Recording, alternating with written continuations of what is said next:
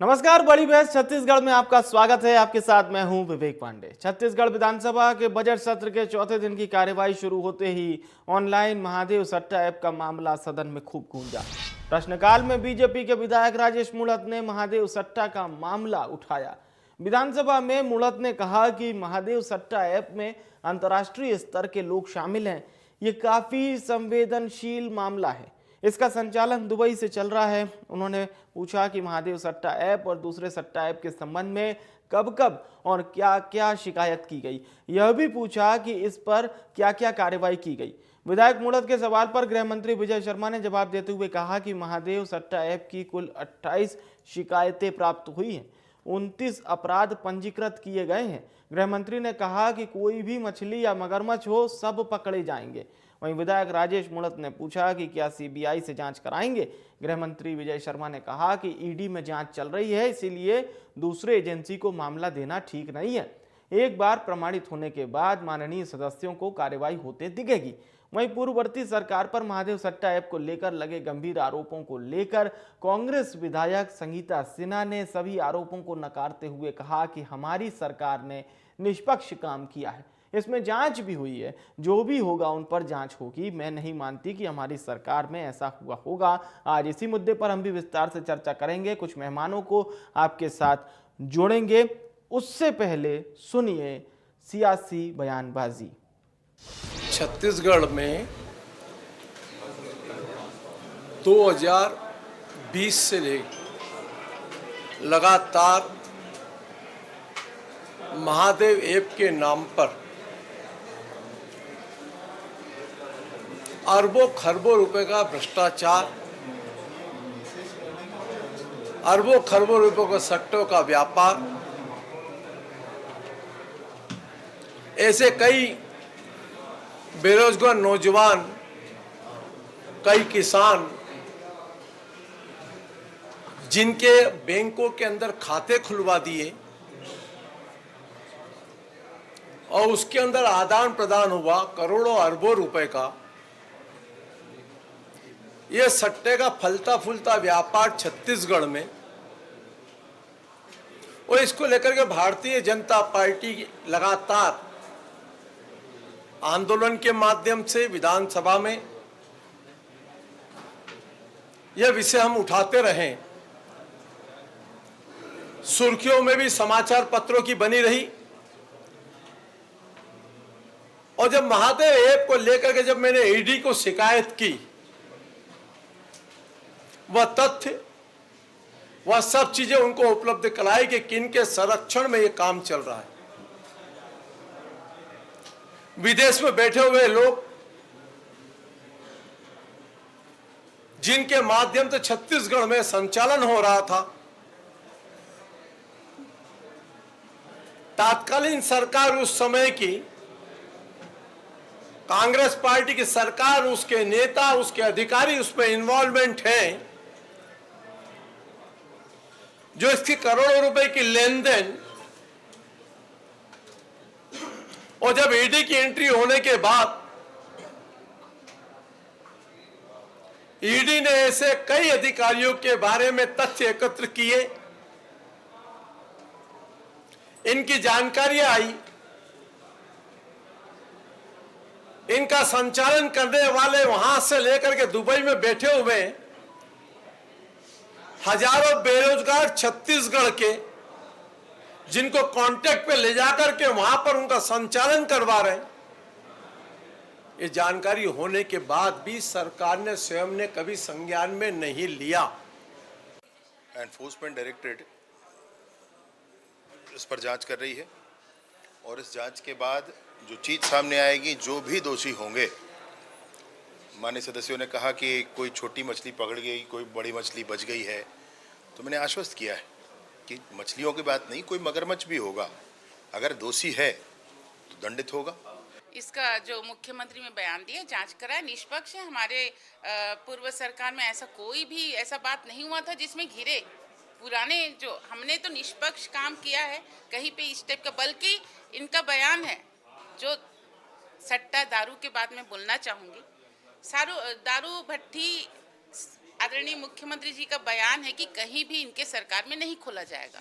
और मैं आपके संज्ञान में ला देना चाहती हूँ, हमारे बालोद जिला के करही बदर एक गांव है, बालोद जिला के ब्लॉक करही बदर में अब दारू भट्टी खुलवाने का प्लानिंग चल रहा है। और मुझे पता है विधानसभा में चलते वो अगर दारू भट्टी खुल जाएगा तो उसमें मैं बहुत आक्रोशित हो जाऊंगी। तो उन्होंने पोस्टपोन कर दिया है। मुझे ऐसा लगता है बीजेपी शासन कुछ भी कर सकती है। जैसी विधानसभा खत्म होगा करही बदर में दारू भट्टी खुलेगा। नहीं, मैं ऐसा नहीं मानती। इसमें तो जांच का हो चुका है और जांच होगा, निष्पक्ष जांच होगा। हमारे लोग जो भी होगा, चाहे कांग्रेस पार्टी के लोग हों, जो भी है उन पे जांच होगा। मैं नहीं मानती कि हमारी सरकार में ऐसा भी कोई हुआ है।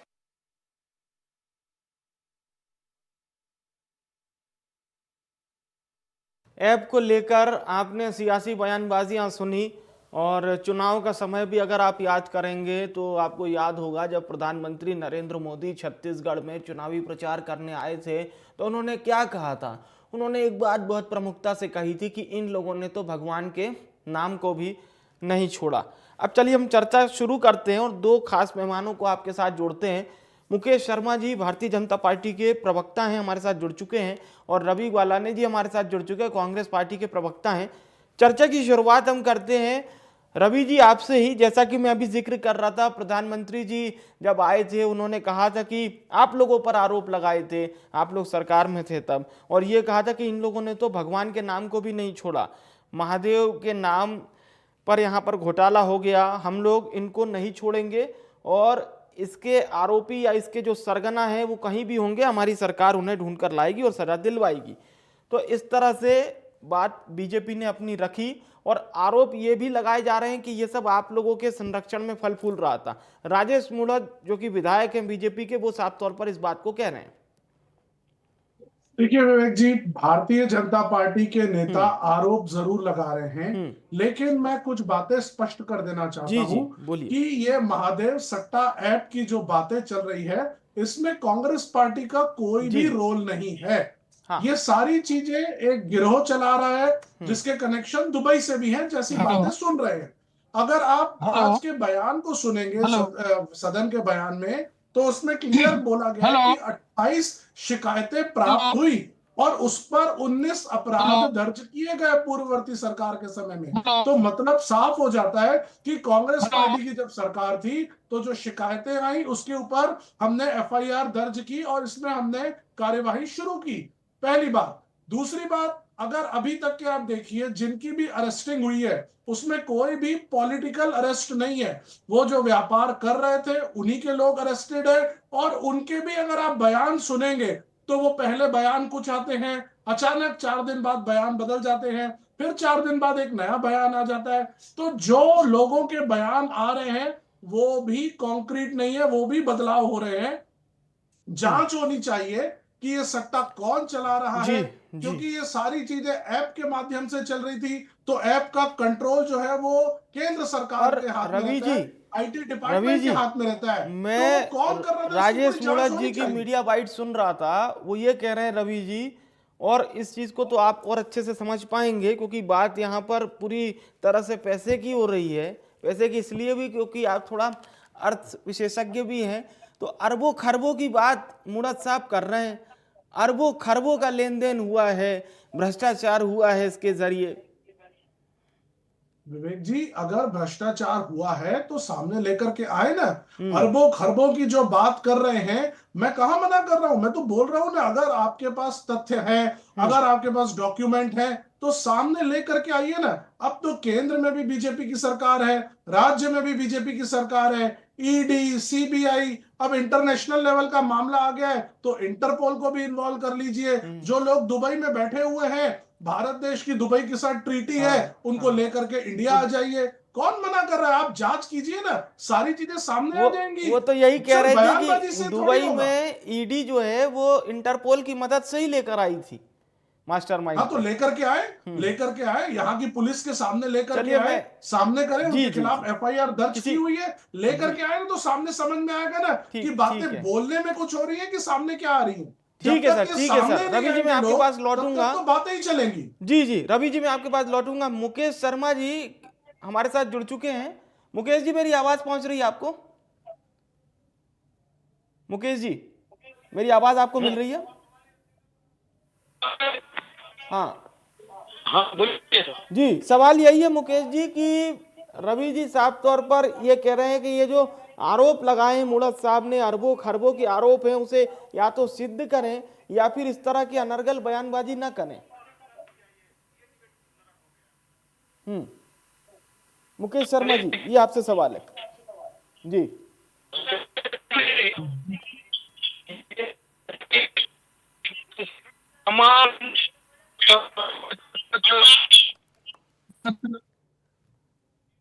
मुकेश शर्मा जी आपकी आवाज हम तक नहीं पहुंच पा रही, हम कोशिश करेंगे आपका ऑडियो हम तक साफ तौर पर आए।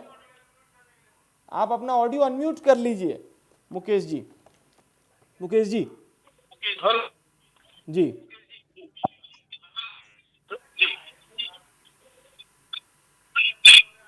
चलिए मैं फिर से कोशिश करूंगा आपसे जुड़ने की। मुकेश जी एक बार फिर से हम रवि जी का रुख करते हैं।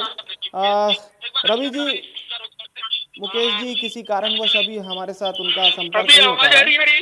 हाँ आवाज आ रही है? हाँ मुकेश जी बोलिए, आप बोलिए, आवाज आ रही है।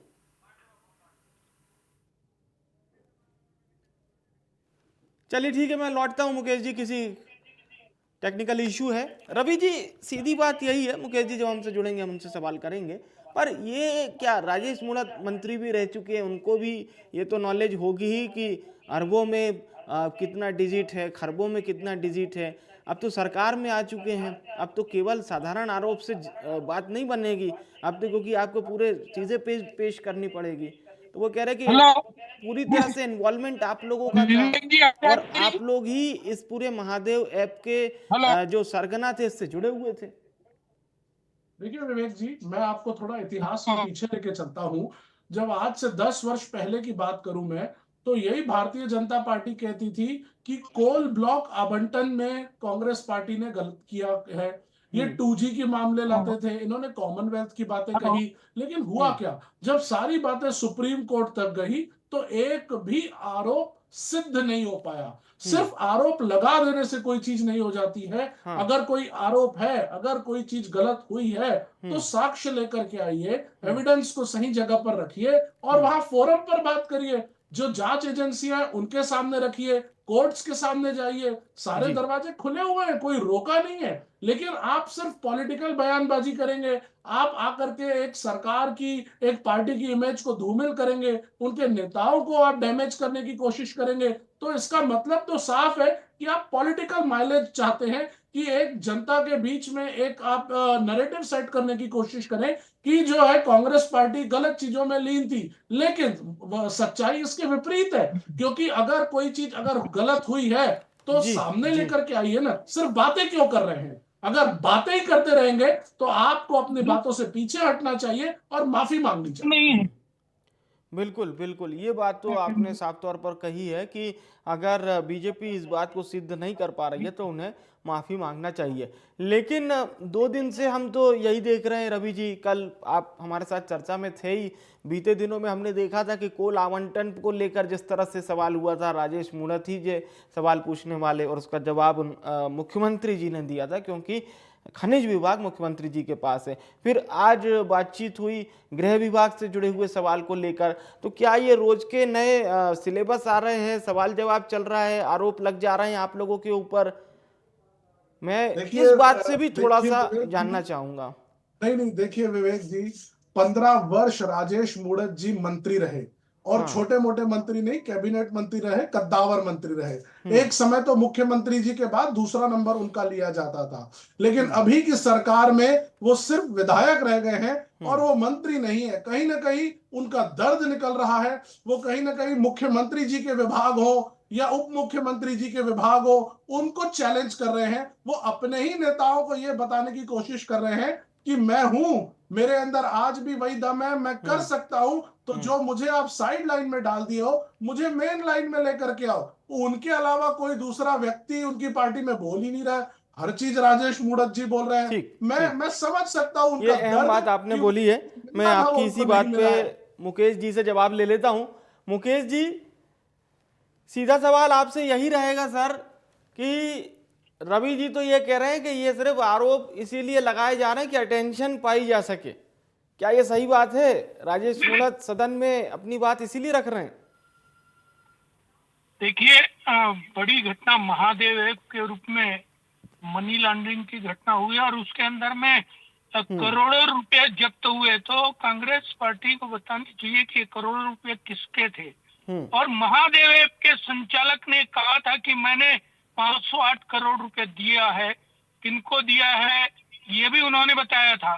कोई जवाब कांग्रेस पार्टी के पास थी नहीं। और लगातार 5 साल भ्रष्टाचार, आकंठ भ्रष्टाचार में डूबे हुए कांग्रेस पार्टी की सरकार को अंततः जनता ने नकार दिया, उनको उनकी जगह दिखा दिया। 5 साल के अंदर में विकास के काम ठप रहे छत्तीसगढ़ के अंदर में। और ऐसे मामले आए जिसको लेकर छत्तीसगढ़ की, संपूर्ण छत्तीसगढ़ की बदनामी हुई। समाचार पत्रों में आए, राष्ट्रीय स्तर के समाचार पत्रों में, टीवी चैनलों में आए, लगातार कई दिनों तक चलते रहे कि महादेव ऐप के रूप में एक बड़ा कांड हुआ है छत्तीसगढ़ के अंदर में। तो कहाँ लेके गए ये लोग छत्तीसगढ़ को? और फिर ये पता नहीं कैसे बात कर रहे हैं कि भारतीय जनता पार्टी है। अरे भारतीय जनता पार्टी यही तो जानना चाह रही है, हमारे विधानसभा के सदस्य भी यही जानना चाह रहे हैं और वो चाहते हैं कि कार्रवाई हो और इसके अंदर में जो लोग भी संलिप्त है उनके ऊपर में कार्रवाई होनी चाहिए, प्रकरण बनना चाहिए और बने हैं। अभी तक के 482 लोग इनकी सरकार थी तब, और अभी कुल मिला के 482 लोगों की गिरफ्तारी हो चुकी है। 28 शिकायतों के माध्यम से 90 अपराध दर्ज किए गए हैं। 90 इसमें संलिप्त 507 बैंक अकाउंट का पता चला है जी। इनमें से 221 अकाउंट में 1 करोड़ 16 लाख रुपए अटैच किए गए हैं, फ्रीज किए गए हैं। तो लगातार कार्रवाई हो रही है और ये कार्रवाई जारी रहेगी। किसी भी स्तर पे यदि अपराध हुआ है, आर्थिक रूप से यदि अपराध हुआ है तो उस पर कार्रवाई होगी। और फिर कुछ मामलों में तो संपत्ति अटैच करने की बात भी प्रक्रियाधीन है, ये भी चल रहा है। तो जो भी लोग थे उस टाइम के, जो भी अधिकारी, सरकारी कर्मचारी और नेता, विशेषकर नेता, तो ये ना सोचे कि वो बच के निकलने वाले हैं। निश्चित रूप से कार्रवाई होगी। और यदि इतनी बड़ी घटना छत्तीसगढ़ में हुई है तो कहीं भी बचने की स्थिति है नहीं, उनके ऊपर में कार्रवाई तय है। ठीक है, ठीक है। आपकी बात पे रवि जी कुछ कहना चाह रहे हैं, रवि जी से एक जवाब ले लेते हैं। देखिए विवेक जी, इन्होंने कहा कि इतनी बड़ी घटना छत्तीसगढ़ में हुई है और इन्होंने गिनाया कि 507 अकाउंट अटैच्ड है, 507 अकाउंट पे कार्यवाहियां हुई है और 221 अकाउंट अटैच्ड है। मैं बड़े ही विनम्रता पूर्वक पूछना चाहूंगा कि आप जितनी भी कार्यवाहियों की बात कर रहे हैं उसमें क्या कोई पॉलिटिकल व्यक्ति का भी नाम है? और क्या अगर कोई पॉलिटिकल व्यक्ति का नाम है तो क्या वो व्यक्ति कोई विशेष पार्टी से जुड़ा हुआ है? ठीक है, एक ठीक है, सुन लेते हैं। मुझे बोलने दीजिए। आज आप लोग सिर्फ ये बातें कर रहे हैं। मैं कह रहा हूं कि महादेव सट्टे ऐप में जो लोग लिप्त हैं उनके खिलाफ कार्यवाही होनी चाहिए। कार्यवाही करने के लिए हम कहां मना कर रहे हैं? जांच एजेंसियां काम कर रही है, करने चाहिए, अच्छी बात है। आप बात कर रहे हैं कि उनके जो ओनर है वो आकर के बयान दिए, तो उनको पकड़ के लेकर के आइए ना, उनको बोलिए जो वो बयान दिए हैं वो कोर्ट के सामने भी बयान दे दे। वो टीवी में पहले एक बयान देते हैं, बाद में बयान बदल जाता है। ये बार बार बयान बदल क्यों रहे हैं? अगर कोई चीज उन्होंने कही है, आए देश की सम्माननीय कोर्ट के सामने अपनी बात रखें। सिर्फ मैं फिर से कहना चाहूंगा विवेक जी, जितने भी लोग अगर इसमें इन्वॉल्व है उसमें एक भी व्यक्ति का कांग्रेस पार्टी से लेना देना नहीं है। कांग्रेस पार्टी का इससे कहीं भी कोई कनेक्शन नहीं है। ये पूरा एक सेपरेट मैटर है, इसकी जांच होनी चाहिए। जांच के पीछे हम नहीं है, हाँ, लेकिन इसमें हमारा कोई योगदान नहीं है, हमारा इसमें कोई कंट्रोल नहीं है कि ये सारी चीजें हमने की है। ये सारी चीजें जिसने भी की है वो सारी जब तक जांच एजेंसियां पूरी तरीके से ठीक तरीके से जांच नहीं करेंगी, किसी भी चीज के बारे में कोई भी कमेंट करना जल्दबाजी होगी। जब तक तथ्य सामने नहीं आएंगे हम कुछ भी नहीं कह सकते। जी, कोई भी कमेंट करना जल्दबाजी होगी मुकेश शर्मा जी, फिलहाल जब तक जांच पूरी नहीं हो जाती। देखिए विवेक जी, अभी तो मैं पूरी बात रवि जी की सुन नहीं पाया हूँ, वो आवाज क्लियर नहीं है। अच्छा। लेकिन हाँ। लेकिन चूंकि जल्दबाजी कुछ भी नहीं है। यदि कैश जब्त हुआ है, करोड़ों रुपए जब्त हुआ है, जवाब तो देना पड़ेगा, जवाब किसको? तो देना पड़ेगा। यदि किसी किसको? ने कहा है, उसके संचालक ने कहा है कि मैंने पैसे दिए हैं, तो जवाब तो देना पड़ेगा। तो अभी तक इस के घटना विवेक के जी, अंदर में इनसे इस पूछिए, पूरे, जांच एजेंसी ने जवाब देने के लिए ठीक किसको है बुलाया? रवि, एक बार जो उनकी लोग बात भी हो जाने। संलिप्त हैं, जितने लोग भी संलिप्त हैं, सबके ऊपर में कार्रवाई होने वाली है। कोई बच के निकलने वाला नहीं है, ये मान लीजिए आप। कहीं ना कहीं छत्तीसगढ़ की जनता ने भी इसको पसंद नहीं किया है। छत्तीसगढ़ की जो बदनामी हुई है इस घटना के कारण, छत्तीसगढ़ की जनता ने भी पूरी नाराजगी व्यक्त किया है। और यही कारण है कि कांग्रेस पार्टी को आज आधी सीट में लाके खड़े कर दिया है। कहीं ना कहीं कांग्रेस पार्टी ने इस प्रकार की घटनाओं में उनकी संलिप्तता दिखती है। यही कारण है कि यहाँ की जनता ने कांग्रेस पार्टी को इस स्थिति में लाके खड़ा किया है। और जो भी इसके अंदर में दोषी है, सबके ऊपर कार्रवाई होने वाली है। आज विधानसभा के अंदर में माननीय सदस्य ने चिंता जाहिर किया है। इसके अलावा भी अनेक सदस्यों ने मांग किया है कि इस घटना में महादेव ऐप के अंदर में जो भी घटना घटी है, उसमें जो लोग भी संलिप्त हैं, उनके ऊपर में कार्रवाई होनी चाहिए। तो ये कार्रवाई हमारे गृह मंत्री जी ने आश्वस्त किया है कि कोई भी इसमें से बच के निकलेगा नहीं। ईडी के पास में भी ये है, उन्होंने चार्जशीट दायर किया है, उनकी जांच अंतिम दौर में है। इसके बाद सरकार के द्वारा जो उचित कार्रवाई होगी, जो न्याय संगत कार्रवाई होगी, वो की जाएगी। ठीक है, ठीक है, न्याय संगत कार्रवाई की जाएगी। एक मैं आखिरी स्टेटमेंट रवि जी से ले लेता हूं, फिर मुकेश जी आपका रुख करेंगे। रवि जी। देखिए, मैं भी यही बात कह रहा हूं कि न्याय संगत कार्यवाही होनी चाहिए। कोई भी कार्यवाही हो रही है तो उसकी सारी चीजें सामने आनी चाहिए। सिर्फ बोल देने से नहीं हो जाता है कि इसमें कांग्रेस पार्टी का इन्वॉल्वमेंट है। क्या ठीक। इन्वॉल्वमेंट है? जी। क्या हमने किया है? अगर कोई चीज हुई है तो जांच एजेंसी ने अभी तक के वो सारी चीजें स्पष्ट क्यों नहीं की है? अभी तक के किसी को भी नहीं बुलाया गया जवाब देने के लिए। सिर्फ जिन लोगों को भी गिरफ्तारियां हो रही है, वो अलग एक लोग है, एक वर्ग है जिसने ये काम किया है। और मैंने पहले भी कहा ठीक कि है ये सर, सारी मैं चीजें मुकेश जी IT से आपकी बात पे एक केंद्र से फाइनल चलती स्टेटमेंट थी, ले लेता तो हूँ। उनके ठीक है खिलाफ भी रवि कार्रवाई होनी जी। चाहिए। मुकेश जी, एक फाइनल स्टेटमेंट आपका। क्या रवि जी क्या बोल रहे थे, उनका क्या जवाब मुझे देना है? मुझे सुनाई दिया नहीं। आप एक फाइनल स्टेटमेंट दे दीजिए, 30 सेकंड है आपके पास।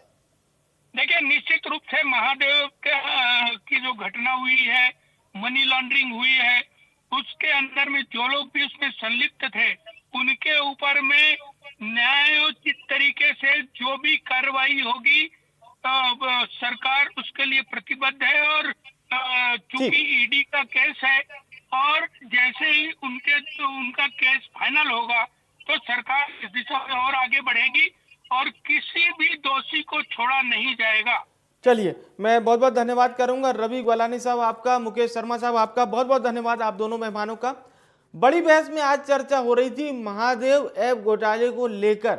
आप चुनाव का समय याद करेंगे जब प्रधानमंत्री नरेंद्र मोदी छत्तीसगढ़ आए थे और उन्होंने कांग्रेस पर साफ तौर पर यह आरोप लगाया था कि हे प्रभु, इन्होंने तो भगवान को भी नहीं बख्शा, भगवान के नाम पर भी घोटाला हो गया। और वो बात वहां से शुरू हुई। प्रधानमंत्री जी ने यह भी कहा कि समय आ जाने दीजिए, हमारी सरकार बन जाने दीजिए, इस ऐप से जुड़े हुए जो भी लोग हैं, जितने भी सरगना हैं, उन पर कार्रवाई होगी, चुन चुनकर कार्रवाई हम करेंगे, भले ही कहीं से भी लाना पड़ जाए।